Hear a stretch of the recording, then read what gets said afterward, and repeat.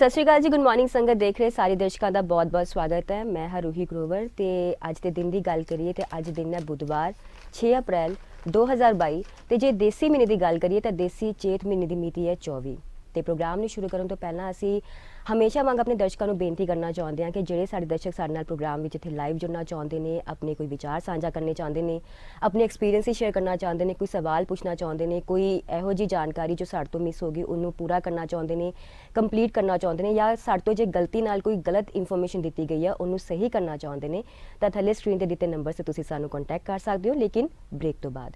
ਤੇ ਜੇ ਅੱਜ ਦੇ ਦਿਨ ਦੀ ਗੱਲ ਕਰੀਏ ਤਾਂ ਅੱਜ 6ਵੀਂ ਪਾਤਸ਼ਾਹੀ ਯਾਨੀ ਕਿ ਸਿੱਖਾਂ ਦੇ 6ਵੇਂ ਗੁਰੂ ਸ਼੍ਰੀ ਗੁਰੂ ਹਰਗੋਬਿੰਦ ਸਾਹਿਬ ਜੀ ਦਾ ਜੋਤੀ ਜੋਤ ਦਿਹਾੜਾ ਯਾਨੀ ਅੱਜ ਦੇ ਦਿਨ ਜੋਤੀ ਜੋਤ ਸਮਾਏ ਸਨ।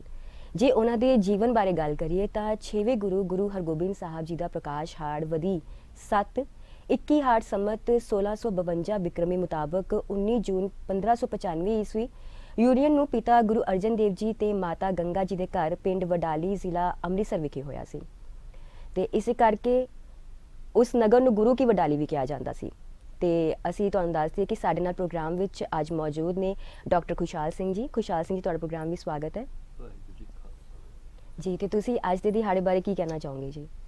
ਦੇਖੋ ਜੀ, ਅੱਜ ਦਾ ਦਿਹਾੜਾ ਸਿੱਖ ਧਰਮ ਵਿੱਚ ਖਾਸ ਕਰਕੇ ਸਿੱਖ ਇਤਿਹਾਸ ਵਿੱਚ ਬਹੁਤ ਮਹੱਤਵਪੂਰਨ ਹੈ ਜੀ। ਇਹ ਦੋ ਵੱਡੀਆਂ ਘਟਨਾਵਾਂ ਅੱਜ ਦੇ ਦਿਨ ਜੁੜੀਆਂ ਹੋਈਆਂ ਨੇ ਜੀ।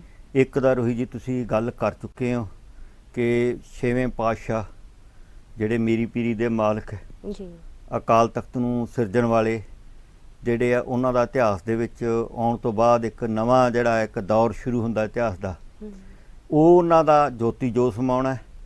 ਤੇ ਦੂਸਰੇ ਪਾਸੇ ਇਹਦੇ ਨਾਲ ਹੀ ਜੁੜਦੀ ਘਟਨਾ ਹੈ ਕਿ ਅੱਜ ਦੇ ਦਿਨ ਖਾਲਸਾ ਰਾਜ ਦਾ ਜਦੋਂ ਅੰਤ ਹੋ ਜਾਂਦਾ ਆ ਤਾਂ ਮਹਾਰਾਣੀ ਜਿੰਦਾ ਜਿਹੜੀ ਲਾਸਟ ਮਹਾਰਾਣੀ ਆ ਉਹਨੂੰ ਅੱਜ ਦੇ ਦਿਨ ਜਿਹੜਾ ਕਿਲਾ ਸੀਗਾ ਚਨਾਰ ਦਾ ਕਿਲਾ ਉਹਦੇ ਵਿੱਚ ਜਿਹੜਾ ਕੈਦ ਕਰ ਦਿੱਤਾ ਜਾਂਦਾ। ਤਾਂ ਪੰਜਾਬ ਦੇ ਵਿੱਚ ਮੁਕੰਮਲ ਤੌਰ ਤੇ ਜਿਹੜਾ ਮਹਾਰਾਜਾ ਰਣਜੀਤ ਸਿੰਘ ਤੋਂ ਬਣਾਇਆ ਹੋਇਆ ਖਾਲਸਾ ਰਾਜ ਸੀ ਉਹਦਾ ਵੀ ਜਿਹੜਾ ਆ ਅੰਤ ਜਿਹੜਾ ਇਹਦੇ ਨਾਲ ਜੁੜਿਆ ਹੋਇਆ ਅੱਜ ਦੇ ਦਿਨ ਦੇ ਨਾਲ ਬਹੁਤ ਮੇਨ ਹੈਗਾ ਆ। ਦੂਸਰਾ ਗੱਲ ਹੈ ਕਿ ਜਿਹੜੀ ਅਸੀਂ ਗੁਰੂ ਸਾਹਿਬ ਜੀ ਦੀ ਗੱਲ ਕਰੀਏ ਤਾਂ ਗੁਰੂ ਸਾਹਿਬ ਜੀ ਦਾ ਜਿਹੜਾ ਆ ਸਿੱਖ ਇਤਿਹਾਸ ਦੇ ਵਿੱਚ ਅਸੀਂ ਸਾਰੇ ਜਾਣਦੇ ਕਿਉਂਕਿ ਜਦੋਂ ਗੁਰੂ ਸਾਹਿਬ ਜੀ ਦਾ ਜਨਮ ਹੋਇਆ ਆ ਤਾਂ ਉਸ ਤੋਂ ਬਹੁਤ ਥੋੜ੍ਹੇ ਦਹਾਕੇ ਦੇ ਵਿੱਚ ਹੀ ਹੈ ਜਿਹੜਾ ਗੁਰੂ ਸਾਹਿਬ ਜੀ ਦੀ ਸ਼ਹੀਦੀ ਤੋਂ ਬਾਅਦ ਇੱਕ ਖਾਲਸਾ ਪੰਥ ਦੇ ਵਿੱਚ ਕਹਿ ਦਈਏ ਜਾਂ ਅਸੀਂ ਕਹੀਏ ਸਿੱਖ ਸਮਾਜ ਦੇ ਵਿੱਚ ਇੱਕ ਖਾਸ ਕਿਸਮ ਦਾ ਮਾਹੌਲ ਸੀਗਾ। ਤੇ ਉਸ ਤੋਂ ਬਾਅਦ ਇਹ ਜਿਹੜਾ ਆ ਇਹਨਾਂ ਦਾ ਅਕਾਲ ਤਖਤ ਦੀ ਸਿਰਜਣਾ ਹੋਣੀ, ਸ਼ਹੀਦੀ ਤੋਂ ਬਾਅਦ ਇਹ ਜਿਹੜਾ ਆ ਖਾਲਸਾ ਫੌਜ ਦਾ ਨਿਰਮਾਣ ਹੋਣਾ ਔਰ ਅਸੀਂ ਕਹੀਏ ਹਕੂਮਤ ਦੇ ਨਾਲ ਜਿਹੜਾ ਟੱਕਰ ਹੈ ਉਹਦਾ ਦੌਰ ਹੈ ਜਿਹੜਾ ਆਰੰਭ ਹੁੰਦਾ ਆ। ਤਾਂ ਉਹਦਾ ਇੱਕ ਇਤਿਹਾਸ ਦੇ ਵਿੱਚ ਇੱਕ ਆਪਣਾ ਵੱਖ-ਵੱਖ ਤਰ੍ਹਾਂ ਅਸੀਂ ਜਿਹੜੇ ਐਨਾਲਿਸਿਸ ਕਰ ਸਕਦੇ ਹਾਂ ਕਿਉਂਕਿ ਇੱਕ ਪਹਿਲਾਂ ਧਾਰਾ ਚੱਲ ਰਹੀ ਸੀ ਗੁਰੂ ਨਾਨਕ ਸਾਹਿਬ ਜੀ ਦੇ ਸਮੇਂ ਤੋਂ ਔਰ ਦੂਸਰੇ ਪਾਸੇ ਮੁਗਲ ਜਿਹੜੀ ਉਸ ਸਮੇਂ ਹਕੂਮਤ ਸੀ ਉਹਦੇ ਵਿੱਚ ਵੀ ਦੋ ਧਾਰਾਵਾਂ ਚੱਲ ਰਹੀਆਂ ਸੀ। ਇੱਕ ਧਾਰਾ ਸੂਫੀਆਂ ਦੀ ਧਾਰਾ ਸੀ ਜਿਹੜੇ ਗੁਰੂ ਸਾਹਿਬ ਜੀ ਦੇ ਬਹੁਤ ਨੇੜੇ ਸੀ। ਅਸੀਂ ਸਾਰੇ ਜਾਣਦੇ ਹਾਂ ਕਿ ਸੂਫੀ ਫਕੀਰ ਜਿਹੜਾ ਸਾਈਂ ਮੀਆਂ ਮੀਰ ਸੀ ਉਹਨਾਂ ਵੱਲੋਂ ਦਰਬਾਰ ਸਾਹਿਬ ਅੰਮ੍ਰਿਤਸਰ ਜਦੋਂ ਉਹਦਾ ਨੀਂਹ ਪੱਥਰ ਰੱਖਿਆ ਜਾਂਦਾ ਆ ਤਾਂ ਉਹਨਾਂ ਤੋਂ ਰਖਾਇਆ ਜਾਂਦਾ ਨੀਂਹ ਪੱਥਰ। ਤਾਂ ਗੁਰੂ ਘਰ ਦੇ ਨਾਲ ਉਹਨਾਂ ਦੇ ਬਹੁਤ ਨੇੜੇ ਦੇ ਸੰਬੰਧ ਸੀਗੇ ਕਿਉਂਕਿ ਬਾਬਰ ਦੇ ਜਦੋਂ ਗੁਰੂ ਨਾਨਕ ਸਾਹਿਬ ਜੀ ਨੂੰ ਕੈਦ ਕੀਤਾ ਤਾਂ ਉਸ ਤੋਂ ਬਾਅਦ ਰਿਹਾ ਕੀਤਾ ਤਾਂ ਰਿਹਾ ਦੇ ਵਿੱਚ ਵੀ ਉਸ ਧਾਰਾ ਦਾ ਜਿਹੜਾ ਵੱਡਾ ਰੋਲ ਸੀਗਾ। ਇਹਦੇ ਵਿੱਚ ਵੀ ਜਿਹੜਾ ਇਹ ਗੁਰੂ ਸਾਹਿਬ ਜੀ ਦੇ ਬਾਅਦ ਜਾ ਕੇ ਗਵਾਲੀਅਰ ਦੇ ਕਿਲੇ 'ਚੋਂ ਰਿਹਾਈ ਹੁੰਦੀ ਹੈ ਤਾਂ ਉਹਦੇ ਵਿੱਚ ਵੱਡਾ ਰੋਲ ਹੈ ਜਿਹੜਾ ਉਹ ਸੂਫੀ ਜਿਹੜੇ ਸਾਈਂ ਮੀਆਂ ਮੀਰ ਸੀ ਉਹਨਾਂ ਦਾ ਸੀਗਾ। ਸੋ ਇਹਦੇ ਉਸ ਤੋਂ ਬਾਅਦ ਜਿਹੜਾ ਆ ਉਹ ਹਕੂਮਤ ਜਿਹੜਾ ਆ ਗੁਰੂ ਸਾਹਿਬ ਜੀ ਦੇ ਨਾਲ ਖਾਸ ਕਰਕੇ ਗੁਰੂ ਘਰ ਦੇ ਨਾਲ ਆਪਣਾ ਜਿਹੜਾ ਰਵੱਈਆ ਉਹ ਥੋੜ੍ਹਾ ਨਰਮ ਕਰਦੀ ਹੈ।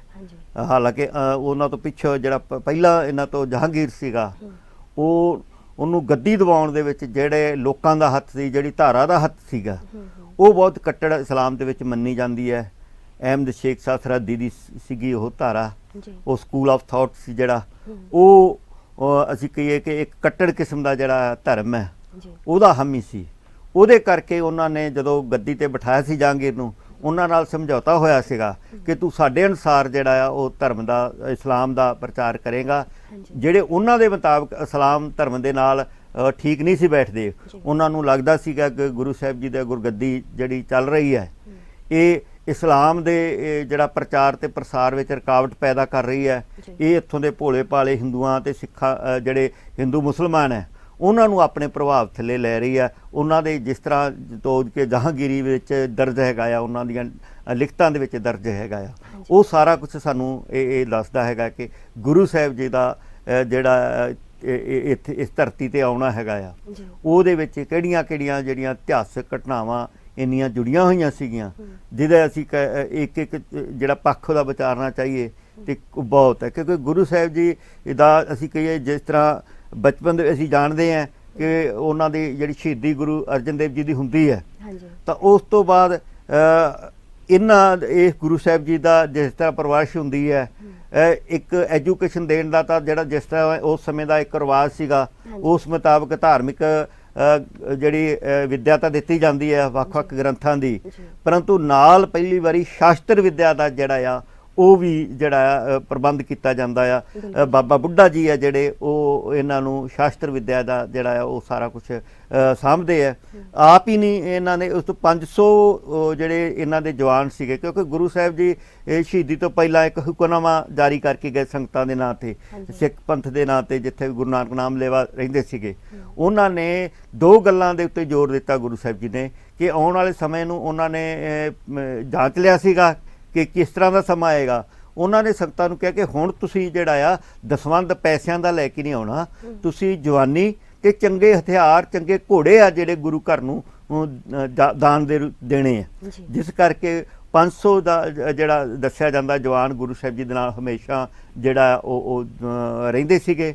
ਉਹ ਅਕਾਲ ਤਖਤ ਦੀ ਸਿਰਜਣਾ ਵੀ ਹੋਈ, ਉਹ ਸਾਰਾ ਕੁਛ ਜਿਹੜਾ ਆ ਤੇ 4 ਜਿਹੜੀਆਂ ਗੁਰੂ ਸਾਹਿਬ ਜੀ ਦੇ ਸਮੇਂ ਜੰਗਾਂ ਵੀ ਹੋਈਆਂ ਤੇ ਉਹਨਾਂ ਨੇ ਖਾਸ ਕਰਕੇ ਜਿਹੜੇ ਸ਼ਾਸਤਰ ਵਿੱਦਿਆ ਦੇ ਵਿੱਚ ਬੰਦੇ ਉਸ ਸਮੇਂ ਮਹਾਰਤ ਰੱਖਦੇ ਸੀਗੇ, ਭਾਵੇਂ ਉਹ ਬਾਬਾ ਬਿਧੀ ਚੰਦ ਹੋਣ, ਭਾਵੇਂ ਉਹ ਮਹਾਰਾਜ ਵਾਲੇ ਭਾਈ ਸਾਹਿਬ ਹੋਣ, ਇਹ ਸਾਰੇ ਜਿਹੜੇ ਲੋਕ ਸੀਗੇ ਇਹ ਕਿਸੇ ਨਾ ਕਿਸੇ ਤਰੀਕੇ ਨਾਲ ਜਿਹੜੇ ਮਾਰਸ਼ਲ ਆਰਟ ਦੇ ਨਾਲ ਸੰਬੰਧ ਰੱਖਦੇ ਸੀਗੇ। ਉਹ ਗੁਰੂ ਘਰ ਦੇ ਨੇੜੇ ਜਿਹੜੇ ਆ ਉਹ ਆ ਚੁੱਕੇ ਸੀਗੇ ਤੇ ਇਹਦੇ ਵਿੱਚੋਂ ਫਿਰ ਬਹੁਤ ਹੋਰ ਘਟਨਾਵਾਂ ਵਾਪਰਦੀਆਂ ਜਿਸ ਤਰ੍ਹਾਂ ਘੋੜੇ ਲੈ ਕੇ ਆ ਰਿਹਾ ਆ ਕੋਈ ਬਾਹਰ ਗੁਰੂ ਸਾਹਿਬ ਸਿੱਖ ਤੇ ਰਸਤੇ 'ਚ ਘੋੜੇ ਜਿਹੜੇ ਆ ਮੁਗਲ ਬਾਦਸ਼ਾਹ ਵੱਲੋਂ ਖੋਹ ਲਏ ਜਾਂਦੇ ਆ ਤਾਂ ਉਹ ਘੋੜੇ ਵੀ ਫਿਰ ਬਿਧੀ ਚੰਦ ਜਿਹੜੇ ਆ ਉਹ ਛਡਾ ਕੇ ਲਿਆਉਂਦੇ ਆ।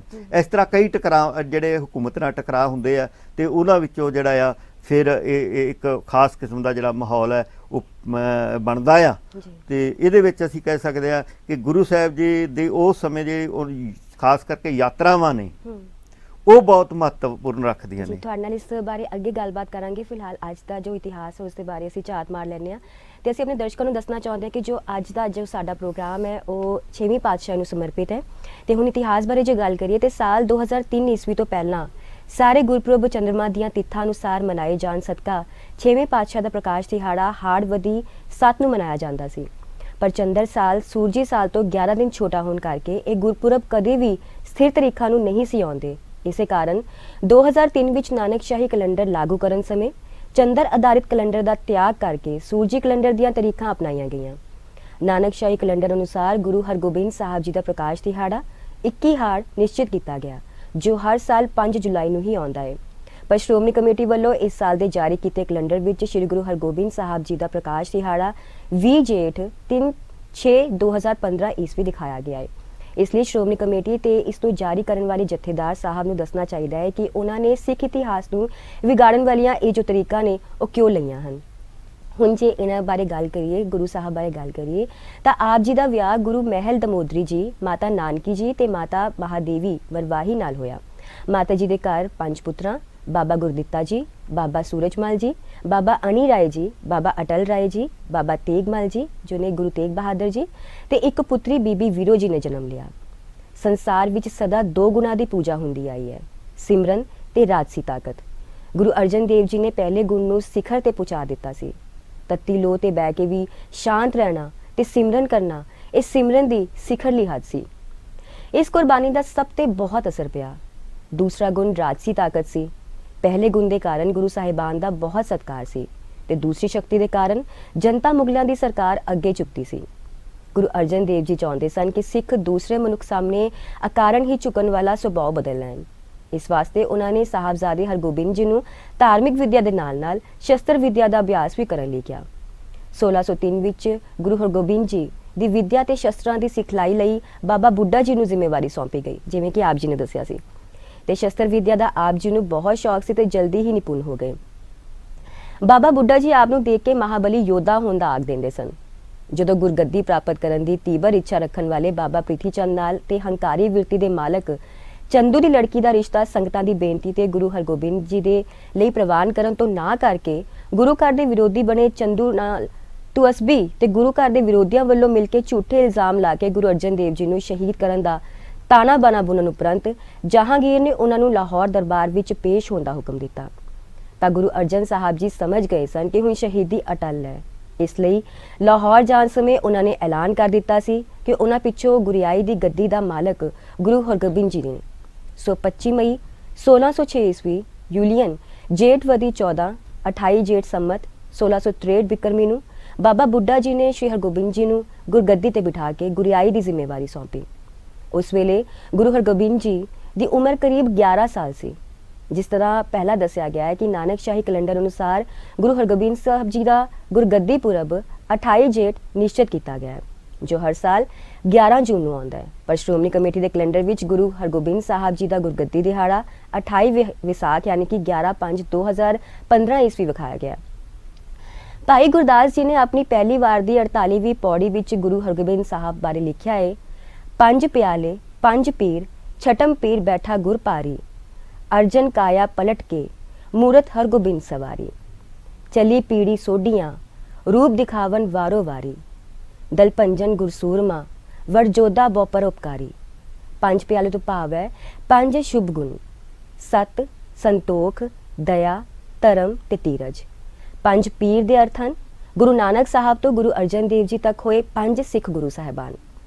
दलपंजन गुरसूरमा वरजोधा बहु परोपकारी भाव गुरु हरगोबिंद साहब धर्म ਦੇ ਵੈਰੀ ਦਲਾਂ ਦਾ ਖਾਤਮਾ ਕਰਨ ਵਾਲੇ ਵੱਡੇ ਯੋਧੇ ਸੂਰਮੇ ਤੇ ਪਰਉਪਕਾਰੀ ਹਨ। ਅਰਜਨ ਕਾਇਆ ਪਲਟ ਕੇ ਮੂਰਤ ਹਰਗੋਬਿੰਦ ਸਵਾਰੀ, ਇਸ ਤੋਂ ਭਾਵ ਹੈ ਕਿ ਗੁਰੂ ਅਰਜਨ ਸਾਹਿਬ ਤੇ ਗੁਰੂ ਹਰਗੋਬਿੰਦ ਸਾਹਿਬ ਇੱਕੋ ਜੋਤ ਦੇ ਸਰੂਪ ਸਨ। ਸਰੀਰਾਂ ਵਿੱਚ ਹੀ ਭੇਦ ਸੀ, ਜੋਤ ਇੱਕੋ ਹੀ ਸੀ। ਸਿੱਖਾਂ ਦੇ ਕੇਂਦਰੀ ਸਥਾਨ ਸ੍ਰੀ ਦਰਬਾਰ ਸਾਹਿਬ ਅੰਮ੍ਰਿਤਸਰ ਦੇ ਸਾਹਮਣੇ ਗੁਰੂ ਹਰਗੋਬਿੰਦ ਜੀ ਨੇ 18 ਹਾੜ ਬਿਕਰਮੀ ਸੰਮਤ 1663 ਯਾਨੀ 15 ਜੂਨ 1606 ਈਸਵੀ ਵਿੱਚ ਇੱਕ ਥੜੇ ਦੀ ਉਸਾਰੀ ਕੀਤੀ, ਜਿਸ ਦੇ ਬਾਅਦ ਵਿੱਚ ਅਕਾਲ ਬੂੰਗਾ ਉਸਾਰਿਆ ਗਿਆ ਤੇ ਸਮੇਂ-ਸਮੇਂ ਤੇ ਹਮਲਾਵਰਾਂ ਵੱਲੋਂ ਨਸ਼ਟ ਕੀਤੇ ਜਾਣ ਤੋਂ ਬਾਅਦ ਨਵੀਆਂ ਇਮਾਰਤਾਂ ਦੀ ਉਸਾਰੀ ਹੁੰਦੀ ਰਹੀ ਤੇ 1984 ਵਿੱਚ ਭਾਰਤੀ ਫੌਜਾਂ ਵੱਲੋਂ ਕੀਤੇ ਹਮਲੇ ਉਪਰੰਤ ਅਕਾਲ ਤਖਤ ਦੀ ਨਵੀਂ ਉਸਾਰੀ ਗਈ। ਮੌਜੂਦਾ ਇਮਾਰਤ ਸੁਸ਼ੋਭਿਤ ਹੈ। ਸਿੱਖ ਇਤਿਹਾਸ ਵਿੱਚ 18 ਹਾੜ ਨੂੰ ਸ਼੍ਰੀ ਅਕਾਲ ਤਖਤ ਦੀ ਸਿਰਜਣਾ ਦਿਵਸ ਦੇ ਤੌਰ ਤੇ ਵੀ ਜਾਣਿਆ ਜਾਂਦਾ ਹੈ। ਨਾਨਕ ਸ਼ਾਹੀ ਕੈਲੰਡਰ ਅਨੁਸਾਰ 18 ਹਾੜ ਹਰ ਸਾਲ 2 ਜੁਲਾਈ ਨੂੰ ਆਉਂਦਾ ਹੈ। ਸ਼੍ਰੋਮਣੀ ਕਮੇਟੀ ਦੇ ਕੈਲੰਡਰ ਵਿੱਚ ਵੀ ਸਿਰਜਣਾ ਦਿਵਸ ਸ਼੍ਰੀ ਅਕਾਲ ਤਖਤ 18 ਹਾੜ 2/7/2015 ਈਸਵੀ ਹੀ ਵਿਖਾਇਆ ਗਿਆ ਹੈ। ਗੁਰੂ ਹਰਗੋਬਿੰਦ ਸਾਹਿਬ ਜੀ ਨੇ ਸੂਰਮਿਆਂ ਵਿੱਚ ਵੀਰ ਰਸ ਭਰਨ ਲਈ ਅਕਾਲ ਤਖਤ ਤੇ ਯੋਧਿਆਂ ਦੀਆਂ ਵਾਰਾਂ ਦਾ ਗਾਇਨ ਸ਼ੁਰੂ ਕੀਤਾ। ਵਾਰਾਂ ਗਾਉਣ ਵਾਲੇ ਪਹਿਲੇ ਢਾਡੀ ਦਾ ਨਾਮ ਅਬਦੁੱਲਾ ਸੀ। ਗੁਰੂ ਹਰਗੋਬਿੰਦ ਸਾਹਿਬ ਨੇ ਗੱਦੀ ਨੂੰ ਬਾਦਸ਼ਾਹੀ ਤਖਤ ਦਾ ਰੂਪ ਦੇ ਦਿੱਤਾ। ਆਪ 5 ਸ਼ਸਤਰ ਪਹਿਨ ਕੇ ਸੀਸ ਉੱਪਰ ਬਾਦਸ਼ਾਹਾਂ ਵਾਂਗ ਕਲਗੀ ਸਜਾ ਕੇ ਗੁਰਗੱਦੀ ਉੱਪਰ ਬੈਠਦੇ ਸਨ। ਜੋ ਸਿੱਖ ਸ਼ਸਤਰ ਜਾਂ ਘੋੜੇ ਪੇਟ ਕਰਦਾ, ਮਹਾਰਾਜ ਉਸ ਉੱਤੇ ਬਹੁਤ ਪ੍ਰਸੰਨ ਹੁੰਦੇ ਤੇ ਸਿਮਰਨ ਦੇ ਨਾਲ-ਨਾਲ ਅੰਦਰ ਸ਼ਕਤੀ ਪੈਦਾ ਕਰਨ ਦੀ ਪ੍ਰੇਰਣਾ ਦਿੰਦੇ। ਸ਼੍ਰੀ ਅਕਾਲ ਤਖਤ ਸਾਹਿਬ ਸਿੱਖਾਂ ਦੇ ਮੰਨੇ ਹੋਏ 5 ਤਖਤਾਂ ਵਿੱਚੋਂ ਪਹਿਲਾ ਸਰਵਉੱਚ ਤਖਤ ਹੈ, ਜਿਸ ਨੂੰ 6ਵੇਂ ਪਾਤਸ਼ਾਹ ਸ਼੍ਰੀ ਗੁਰੂ ਹਰਗੋਬਿੰਦ ਸਾਹਿਬ ਜੀ, ਬਾਬਾ ਬੁੱਢਾ ਜੀ ਤੇ ਭਾਈ ਗੁਰਦਾਸ ਜੀ ਨੇ ਆਪਣੇ ਕਰ ਕਮਲਾਂ ਨਾਲ ਉਸਾਰਿਆ। 6 ਸਾਵਣ ਸੰਮਤ 1663 5 ਜੁਲਾਈ 1606 ਨੂੰ ਗੁਰੂ ਹਰਗੋਬਿੰਦ ਸਾਹਿਬ ਜੀ ਨੇ ਬਾਬਾ ਬੁੱਢਾ ਜੀ ਨੂੰ 2 ਤਲਵਾਰਾਂ ਪੇਸ਼ ਕਰਨ ਲਈ ਕਿਹਾ, ਇੱਕ ਸੱਜੇ ਪਾਸੇ ਪੈਣੀ ਤੇ ਦੂਜੀ ਖੱਬੇ ਪਾਸੇ। ਉਹਨਾਂ ਫਰਮਾਇਆ ਕਿ ਅਸੀਂ ਇਹ 2 ਤਲਵਾਰਾਂ ਗੁਰੂ ਅਰਜਨ ਦੇਵ ਜੀ ਦੀ ਆਗਿਆ ਅਨੁਸਾਰ ਹੀ ਪਹਿਨੀਆਂ ਹਨ, ਜਿਨ੍ਹਾਂ ਵਿੱਚੋਂ ਇੱਕ ਮੀਰੀ ਦੀ ਪ੍ਰਤੀਕ ਹੈ ਤੇ ਦੂਜੀ ਪੀਰੀ ਦੀ। ਇਸ ਦਾ ਵਰਣਨ ਢਾਡੀ ਅਬਦੁੱਲਾ ਨੇ ਇਸ ਤਰ੍ਹਾਂ ਕੀਤਾ ਹੈ, 2 ਤਲਵਾਰਾਂ ਬੱਧੀਆਂ, ਇੱਕ ਮੀਰੀ ਦੀ, ਇੱਕ ਪੀਰੀ ਦੀ, ਇੱਕ ਅਜ਼ਮਤ ਦੀ, ਇੱਕ ਰਾਜ ਦੀ, ਇੱਕ ਰਾਖੀ ਕਰੇ ਵਜ਼ੀਰ ਦੀ। ਗੁਰੂ ਹਰਗੋਬਿੰਦ ਸਾਹਿਬ ਜੀ ਨੇ ਫਰਮਾਇਆ ਕਿ ਗੁਰੂ ਘਰ ਵਿੱਚ ਇਹ ਦੋਵੇਂ ਸ਼ਕਤੀਆਂ ਸੰਤ ਪੀਰੀ ਤੇ ਸਿਪਾਹੀ ਰਾਜਸੀ ਤਾਕਤ ਮੀਰੀ ਇਕੱਠੇ ਕੰਮ ਕਰਨਗੇ। ਚੰਗਾ ਸੰਤ ਹੀ ਚੰਗਾ ਸਿਪਾਹੀ ਹੋ ਸਕਦਾ ਤੇ ਚੰਗਾ ਸਿਪਾਹੀ ਹੀ ਚੰਗਾ ਸੰਤ। ਇਹਨਾਂ ਤੋਂ ਪਹਿਲਾਂ ਦੋਹਾਂ ਨੂੰ ਇਕੱਠਿਆਂ ਕਰਨ ਦਾ ਕਿਸੇ ਨੇ ਵੀ ਯਤਨ ਨਹੀਂ ਸੀ ਕੀਤਾ, ਸਗੋਂ ਇਸ ਦਾ ਵਿਰੋਧ ਕਰਦਿਆਂ ਦੋਹਾਂ ਗੁਣਾਂ ਨੂੰ ਵੱਖ-ਵੱਖ ਰੱਖਣ ਦੀ ਕੋਸ਼ਿਸ਼ ਕੀਤੀ ਸੀ। ਉਹਨਾਂ ਦਾ ਵਿਚਾਰ ਸੀ ਕਿ ਸਿਮਰਨ ਤੇ ਤਲਵਾਰ ਇਕੱਠੀਆਂ ਨਹੀਂ ਰਹਿ ਸਕਦੀਆਂ। ਗੁਰੂ ਸਾਹਿਬ ਨੇ ਫਰਮਾਇਆ ਕਿ ਅੱਜ ਤੋਂ ਸਿੱਖ ਸ਼ਸਤਰ ਵੀ ਪਹਿਨਿਆ ਕਰਨ, ਸਿਮਰਨ ਦੇ ਨਾਲ ਸ਼ਸਤਰ ਅਭਿਆਸ ਵੀ ਕਰਨ। ਅੱਗੇ ਤੋਂ ਸਾਡਾ ਧਰਮ ਤੇ ਰਾਜਨੀਤੀ ਇੱਕ ਹੋਣਗੇ, ਪਰ ਧਰਮ ਰਾਜਨੀਤੀ ਦੇ ਅਧੀਨ ਨਹੀਂ ਹੋਵੇਗਾ, ਬਲਕਿ ਧਰਮ ਤੋਂ ਸੇਧ ਲੈ ਕੇ ਰਾਜਨੀਤੀ ਕੀਤੀ ਜਾਵੇਗੀ। ਅਕਾਲ ਤਖਤ ਤੇ ਦਰਬਾਰ ਸਾਹਿਬ ਦੇ ਵਿਚਕਾਰ ਲੱਗੇ ਦੋ ਨਿਸ਼ਾਨ ਸਾਹਿਬਾਂ ਵਿੱਚੋਂ ਦਰਬਾਰ ਸਾਹਿਬ ਵਾਲੇ ਪਾਸੇ ਦੇ ਨਿਸ਼ਾਨ ਸਾਹਿਬ ਦੀ ਉਚਾਈ ਦੂਸਰੇ ਨਾਲੋਂ ਜ਼ਰਾ ਵੱਧ ਹੋਣੀ ਇਸੇ ਗੱਲ ਦਾ ਪ੍ਰਤੀਕ ਹੈ ਕਿ ਧਰਮ ਦਾ ਸਥਾਨ ਰਾਜਨੀਤੀ ਨਾਲੋਂ ਕਿਤੇ ਉੱਚਾ ਹੈ। ਇਸ ਤਰ੍ਹਾਂ ਗੁਰੂ ਸਾਹਿਬ ਨੇ ਸੰਸਾਰ ਨੂੰ ਨਵਾਂ ਸਿਧਾਂਤ ਦਿੱਤਾ। 6 ਸਾਵਨ ਨੂੰ ਸਿੱਖ ਇਤਿਹਾਸ ਵਿੱਚ ਮੀਰੀ ਪੀਰੀ ਦਿਵਸ ਵਜੋਂ ਮਨਾਇਆ ਜਾਂਦਾ ਹੈ, ਜੋ ਨਾਨਕਸ਼ਾਹੀ ਕੈਲੰਡਰ ਅਨੁਸਾਰ ਹਰ ਸਾਲ 21 ਜੁਲਾਈ ਨੂੰ ਆਉਂਦਾ ਹੈ। ਸ਼੍ਰੋਮਣੀ ਕਮੇਟੀ ਦੇ ਇਸ ਸਾਲ ਦੇ ਕੈਲੰਡਰ ਵਿੱਚ ਮੀਰੀ ਪੀਰੀ ਦਿਵਸ 11 ਸਾਵਨ 26/7/2015 ਈਸਵੀ ਵਿਖਾਇਆ ਗਿਆ ਹੈ। ਸਿੱਖ ਪੰਥ ਵੱਲੋਂ ਕਿਸੇ ਵੱਡੇ ਪੰਥਕ ਮਸਲੇ ਤੇ ਫੈਸਲਾ ਲੈਣ ਲਈ ਸ਼੍ਰੀ ਅਕਾਲ ਤਖਤ ਸਾਹਿਬ ਉੱਪਰ ਸਰਬੱਤ ਖਾਲਸੇ ਦਾ ਇਕੱਠ ਬੁਲਾ ਕੇ ਅਨੇਕਾਂ ਗੁਰਮਤੇ ਪਾਸ ਕੀਤੇ ਜਾਂਦੇ ਸਨ, ਜਿਸ ਨਾਲ ਸ਼੍ਰੀ ਅਕਾਲ ਤਖਤ ਸਾਹਿਬ ਦੀ ਮਹਾਨਤਾ 6ਵੇਂ ਪਾਤਸ਼ਾਹ ਸ਼੍ਰੀ ਗੁਰੂ ਹਰਗੋਬਿੰਦ ਸਾਹਿਬ ਜੀ ਵੱਲੋਂ ਸਿਰਜੇ ਸਿਧਾਂਤ ਨੂੰ ਪਰਪੱਕ ਕਰਦੀ ਹੈ।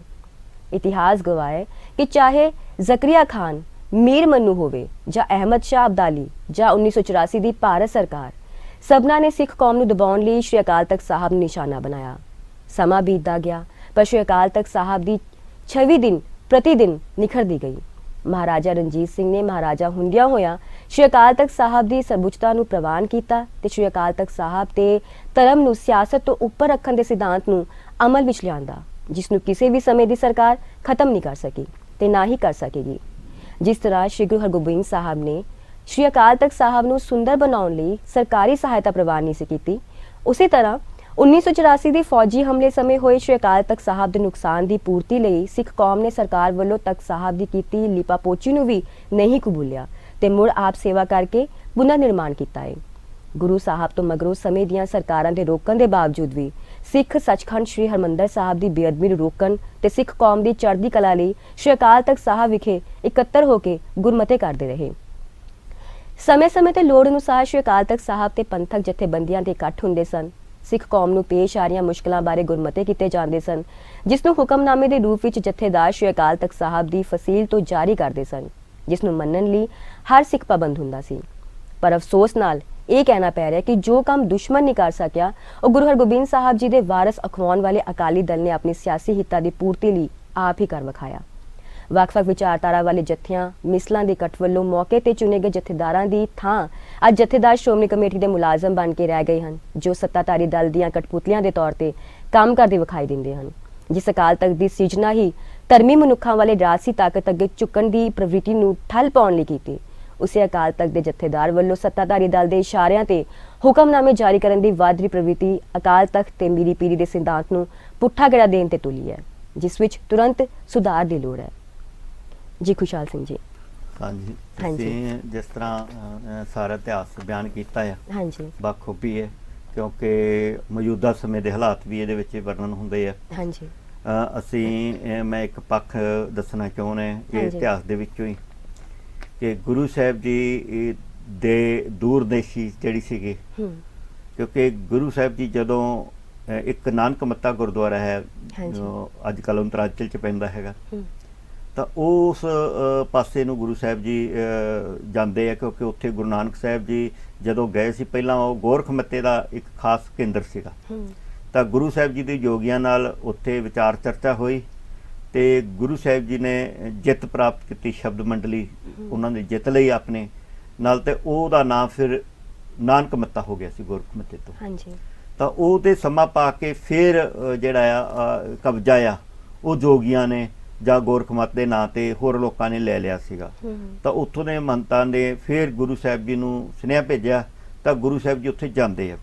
ਜਦੋਂ ਉੱਥੇ ਜਾਂਦੇ ਆ, ਉੱਥੇ ਜਿਹੜੇ ਉਹਨਾਂ ਦਾ ਵਾਰਤਾਲਾਪ ਹੁੰਦੇ ਆ, ਕਿਉਂਕਿ ਜੋਗੀ ਉਸ ਟਾਈਮ ਜਿਹੜੇ ਨਾਥ ਹੈ ਇਹਨਾਂ ਦੇ ਵੀ ਕਈ ਗਰੁੱਪ ਸੀਗੇ, ਉਹ ਗੁਰੂ ਸਾਹਿਬ ਜੀ ਨੂੰ ਦੇਖ ਕੇ ਬਹੁਤ ਜਿਹੜੇ ਆ ਉਹ ਭੜਕ ਗਏ। ਕਾਰਨ ਸੀਗੇ ਕਿ ਗੁਰੂ ਨਾਨਕ ਸਾਹਿਬ ਬਾਰੇ ਉਹ ਸੋਚਦੇ ਸੀ ਕਿ ਇਹ ਸਿਮਰਨ ਕਰਦੇ ਆ, ਤੇ ਜਦੋਂ ਗੁਰੂ ਸਾਹਿਬ ਜੀ ਨਾਲ ਉਹਨਾਂ ਨੇ ਘੋੜੇ, ਵਿਦਿਆ, ਸ਼ਾਸਤਰ ਤੇ ਹੋਰ ਸਮਾਨ ਦੇਖਿਆ ਰਾਜਸੀ ਤੌਰ ਤੇ, ਤਾਂ ਉਹਨਾਂ ਨੂੰ ਲੱਗਿਆ ਕਿ ਗੁਰੂ ਨਾਨਕ ਸਾਹਿਬ, ਗੁਰੂ ਹਰਗੋਬਿੰਦ ਸਾਹਿਬ ਜੀ ਜਿਹੜੇ ਆ ਉਹ ਆਪਣੇ ਉਹਦੇ ਆਦੇਸ਼ ਤੋਂ ਭੜਕ ਚੁੱਕੇ ਹੈ ਜੀ। ਤਾਂ ਫਿਰ ਗੁਰੂ ਸਾਹਿਬ ਜੀ ਨੇ ਉਹਨਾਂ ਨੂੰ ਉਹਨਾਂ ਨਾਲ ਵਾਰਤਾਲਾਪ ਕਰਕੇ ਉਹਨਾਂ ਨੂੰ ਸਮਝਾਇਆ ਕਿ ਹੁਣ ਇਹ ਸਮੇਂ ਦੀ ਲੋੜ ਕਿਉਂ ਹੈ। ਤੇ ਉਹਦਾ ਕਾਰਨ ਬਣਿਆ ਕਿ ਉਹ ਮੱਠ ਦੇ ਜਿਹੜੇ ਯੋਗੀ ਸੀਗੇ ਉਹਨਾਂ ਨੇ ਵੀ ਆਪਣੇ ਮੱਠ ਦੇ ਵਿੱਚ ਸ਼ਾਸਤਰ ਵਿਦਿਆ ਦਾ ਪ੍ਰਬੰਧ ਕਰ ਦਿੱਤਾ। ਤੇ ਉਹਨਾਂ ਦੇ ਵਿੱਚ ਵੀ ਅੱਗੇ ਜਾ ਕੇ ਜਦੋਂ ਬੰਦਾ ਬਹਾਦਰ ਉਹਨਾਂ ਦੇ ਡੇਰੇ 'ਚ ਰਹਿ ਕੇ ਆ ਜਿਹੜਾ ਉਹ ਸ਼ਾਸਤਰ ਵਿਦਿਆ ਲੈਂਦਾ, ਜਿਹੜਾ ਪੰਜਾਬ ਦੇ ਇਤਿਹਾਸ 'ਚ ਆ ਕੇ ਫਿਰ ਵੱਡਾ ਇੱਕ ਰੋਲ ਅਦਾ ਕਰਦਾ ਆ। ਤਾਂ ਇਹ ਸਾਰਾ ਸਾਡੇ ਸਾਹਮਣੇ ਹੈ ਕਿ ਇਹ ਕੋਈ ਇੱਕ ਆਮ ਘਟਨਾ ਨਹੀਂ ਸੀਗੀ ਜਿਸ ਤਰ੍ਹਾਂ ਦੱਸ ਦਿੱਤਾ ਜਾਂਦਾ ਹੈ ਕਿ ਉਹ ਕੋਈ ਜਿਹੜਾ ਰਿਸ਼ਤੇ ਨਾਤੇ ਦਾ ਮਸਲਾ ਸੀ ਜਾਂ ਪ੍ਰਿਥਵੀ ਚੰਦ ਦਾ ਪਰਿਵਾਰਕ ਜਿਹੜਾ ਮਤਭੇਦ ਸੀ ਉਹਦੇ ਕਰਕੇ। ਗੁਰੂ ਸਾਹਿਬ ਜੀ ਦਾ ਇਤਿਹਾਸ ਦੇ ਵਿੱਚ ਦੌਰ ਆਉਣਾ ਸੀਗਾ ਤੇ ਕਿਉਂਕਿ ਗੁਰੂ ਸਾਹਿਬ ਜੀ ਆਪ ਵੱਡੇ ਗੁਰੂ ਜਿਹੜੇ ਗੁਰੂ ਅਰਜਨ ਦੇਵ ਜੀ ਹੈ ਉਹ ਸੰਗਤਾਂ ਨੂੰ ਇਹ ਸਾਰਾ ਕੁਝ ਦੱਸ ਕੇ ਗਏ ਸੀ, ਉਹਦੀ ਤਿਆਰੀ ਕਰਕੇ ਗਏ ਸੀ। ਇਤਿਹਾਸ ਵਿੱਚ ਇਦਾਂ ਕਿਹਾ ਜਾਂਦਾ ਹੈ ਕਿ ਜਿਹੜੀ ਤਲਵਾਰ ਨੂੰ ਗੁਰੂ ਹਰਗੋਬਿੰਦ ਸਾਹਿਬ ਜੀ ਨੇ ਹੱਥ ਪਾਇਆ ਉਹ ਤਲਵਾਰ ਦਾ ਮੁੱਠਾ ਅਸਲ ਵਿੱਚ ਗੁਰੂ ਨਾਨਕ ਸਾਹਿਬ ਜੀ ਬਣ ਗਏ ਸੀਗੇ। ਉਹਦਾ ਹੌਲੀ ਹੌਲੀ ਵਿਕਾਸ ਹੁੰਦਾ ਆ ਜਿਹੜਾ ਅੱਗੇ ਜਾ ਕੇ ਖਾਲਸਾ ਪੰਥ ਦੇ ਰੂਪ ਵਿੱਚ ਗੁਰੂ ਗੋਬਿੰਦ ਸਿੰਘ ਜੀ ਨੇ ਮੁਕੰਮਲ ਵਿਕਾਸ ਹੈ ਜਿਹੜਾ ਉਹ ਕਰ ਦਿੱਤਾ ਸੀਗਾ। ਸੋ ਇਹਦੇ ਕਈ ਅਸੀਂ ਜਿਹੜੇ ਪੱਖ ਨੇ, ਕਿਉਂਕਿ ਜਦੋਂ ਦੂਸਰਾ ਪੱਖ ਹੈਗਾ ਅਕਾਲ ਤਖਤ ਦਾ, ਕਿਉਂਕਿ ਗੁਰੂ ਸਾਹਿਬ ਜੀ ਨੂੰ ਇੱਕ ਪਾਸੇ ਜਿਹੜਾ ਆ ਪਾਤਸ਼ਾਹ ਮੁਗਲ ਪਾਤਸ਼ਾਹ ਸੀ, ਦੂਸਰੇ ਪਾਸੇ ਸਿੱਖਾਂ ਨੇ ਆਪਣੇ ਆਪ ਨੂੰ ਜਿਹੜਾ ਆ ਆਪਣੇ ਗੁਰੂ ਨੂੰ ਹੈ ਜਿਹੜਾ ਉਹ ਸੱਚੇ ਪਾਤਸ਼ਾਹ ਦੇ ਨਾਂ ਨਾਲ ਸੰਬੋਧਨ ਹੁੰਦੇ ਸੀ। ਉਹ ਸਾਰਾ ਗੁਰੂ ਸਾਹਿਬ ਜੀ ਦਾ ਜਿਹੜਾ ਦਰਬਾਰ ਲਾਉਣ ਦਾ ਤਰੀਕਾ ਸੀਗਾ ਸਾਰਾ, ਉਹ ਜਿਹੜੇ ਹਕੂਮਤਾਂ ਦੇ ਰਾਜੇ ਆਪਣੇ ਆਪ ਨੂੰ ਕਹਾਉਂਦੇ ਸੀ ਉਹਨਾਂ ਨਾਲੋਂ ਵੀ ਵੱਧ ਸੀਗਾ। ਅਸੀਂ ਕਿ ਉਹਨਾਂ ਨੂੰ ਚੈਲੰਜ ਕਰਨ ਵਾਲਾ ਸੀਗਾ। ਜਿਹੜਾ ਅਕਾਲ ਤਖਤ ਸਾਹਿਬ ਦੀ ਜਦੋਂ ਉਚਾਈ ਰੱਖੀ ਗਈ ਤਾਂ ਉਹ ਉਚਾਈ ਵੀ ਦਿੱਲੀ ਦੇ ਤਖਤ ਨਾਲੋਂ ਉੱਚੀ ਰੱਖੀ ਗਈ ਸੀਗੀ। ਸੋ ਉਹਦੇ ਸਾਰੀਆਂ ਗੱਲਾਂ ਜਿਹੜੀਆਂ ਉਸ ਸਮੇਂ ਰਾਜਸੀ ਤੌਰ ਤੇ ਵੰਗਾਰਦੀਆਂ ਸੀ ਦੁਨਿਆਵੀ ਪਾਤਸ਼ਾਹੀ ਨੂੰ, ਉਹ ਜਿਹੜੀਆਂ ਗੁਰੂ ਸਾਹਿਬ ਜੀ ਨੇ ਕੀਤੀਆਂ। ਤੇ ਗੁਰੂ ਸਾਹਿਬ ਜੀ ਦਾ ਵੱਡਾ ਇੱਕ ਪੱਖ ਸੀ ਰੋਹੀ ਜੀ ਕਿ ਗੁਰੂ ਸਾਹਿਬ ਜੀ ਅੱਜ ਦੇ ਹਾਕਮਾਂ ਵਾਂਗੂ ਕਿਸੇ ਥਾਂ ਦੇ ਵਿੱਚ ਜਾਂ ਕਿਸੇ ਵਸਤੂ ਵਾਸਤੇ ਕਬਜ਼ਾ ਕਰਨ ਵਾਸਤੇ ਉਹ ਜੰਗ ਨਹੀਂ ਲੜੀ। ਉਹਨਾਂ ਨੇ ਜੰਗਾਂ ਧਰਮ ਵਾਸਤੇ ਲੜੀਆਂ ਤੇ ਕਦੀ ਜੰਗਾਂ ਜਿੱਤਣ ਤੋਂ ਬਾਅਦ ਉੱਥੇ ਕਬਜ਼ਾ ਕਰਕੇ ਲੋਕਾਂ ਤੋਂ ਟੈਕਸ ਨਹੀਂ ਲਿਆ, ਕੋਈ ਇਸ ਤਰ੍ਹਾਂ ਦਾ ਉਹਨਾਂ ਨੇ ਪ੍ਰਬੰਧ ਨਹੀਂ ਕੀਤਾ, ਕਿਉਂਕਿ ਉਹਨਾਂ ਨੇ ਜਿਸ ਚੀਜ਼ ਨੂੰ ਇੱਕ ਸਿੰਬਲ ਦੇ ਤੌਰ ਤੇ ਪੇਸ਼ ਕਰਨਾ ਸੀਗਾ ਉਹਨੂੰ ਪੇਸ਼ ਕੀਤਾ। ਮੀਰੀ ਪੀਰੀ ਦਾ ਸਿਧਾਂਤ ਹੈ ਜਿਹੜਾ ਉਹਨੂੰ ਲਾਗੂ ਕਰਨਾ ਸੀ ਗੁਰੂ ਸਾਹਿਬ ਜੀ ਨੇ, ਉਹ ਬੜਾ ਬਾਖੂਬੀ ਉਹਨਾਂ ਨੇ ਕੀਤਾ। ਅੱਗੇ ਜਾ ਕੇ ਉਹ ਜਿਹੜਾ ਆ ਬੰਦਾ ਬਹਾਦਰ ਦੇ ਰਾਜ ਵਿੱਚ ਤੇ ਖਾਲਸਾ ਰਾਜ ਮਹਾਰਾਜਾ ਰਣਜੀਤ ਸਿੰਘ ਦਾ ਜਿਹੜਾ ਰਾਜ ਸੀਗਾ ਉਹਦੇ ਵਿੱਚ ਅਸੀਂ ਉਹਦੇ ਜਿਹੜੇ ਗੁਣ ਆ ਉਹ ਦੇਖ ਸਕਦੇ ਹੈਗੇ ਸਾਰੇ, ਉਹ ਸਾਰਾ ਕੁਝ ਹੁੰਦਾ ਹੈ। ਦੂਸਰਾ ਰਾਜਸੀ ਅਸੀਂ ਇਹਨਾਂ ਦੇ ਅਸੀਂ ਗੁਰੂ ਸਾਹਿਬਾਨ ਦੇ ਜੀਵਨ ਬਾਰੇ ਅੱਗੇ ਵਿਚਾਰ ਕਰਾਂਗੇ, ਲੇਕਿਨ ਉਸ ਤੋਂ ਪਹਿਲਾਂ ਇੱਕ ਬ੍ਰੇਕ ਲੈਣ ਦਾ ਸਮਾਂ ਹੋ ਰਿਹਾ ਹੈ ਜੀ। ਦਰਸ਼ਕੋ, ਮਿਲਦੇ ਹਾਂ ਇੱਕ ਛੋਟੇ ਜਿਹੇ ਅੰਤਰਾਲ ਤੋਂ ਬਾਅਦ।